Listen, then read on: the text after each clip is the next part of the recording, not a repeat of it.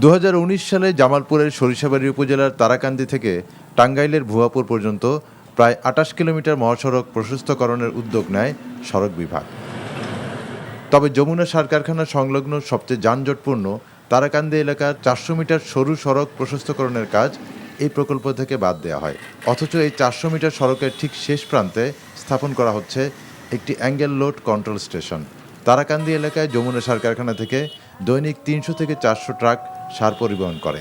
ক্ষুব্ধ স্থানীয়রা জানান, 4টি শিক্ষা প্রতিষ্ঠান, কয়েকশো ব্যবসা প্রতিষ্ঠান থাকায় এবং স্থানীয় পিংনা হাট ও উত্তরবঙ্গের যানবাহন চলাচল করায় সড়কের ওই 400 মিটার অংশে যানজট লেগেই থাকে। যমুনা ফার্টিলাইজার গেট থেকে সাবেক কেউনো বাড়ি পর্যন্ত এই রাস্তাটা প্রশস্ত করা হয় নাই।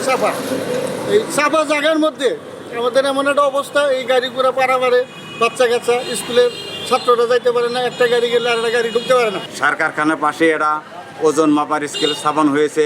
বর্তমানে যে অবস্থা যানজট লেগেই থাকে, স্কেলটি স্থাপিত হলে দেখা যাবে এলে শত শত গাড়ি ওজন মাপার জন্য দাঁড়িয়ে আছে। এই রাস্তা কেন আজও পর্যন্ত করতেছে না? অন্য রাস্তাগুলো হয়ে গেছে, এই 400 মিটার রাস্তা যাতে অতি জরুরি রাস্তা করে, এটি আমাদের কাছে দাবি। জামালপুর সড়ক বিভাগের নির্বাহী প্রকৌশলী জানান, এই এলাকায় যানজট সৃষ্টি হলে কেন্দ্রীয়ভাবে প্রকল্প গ্রহণের মাধ্যমে সড়ক প্রশস্ত করা হবে। মোড়ে যদি যানজট তৈরি হয়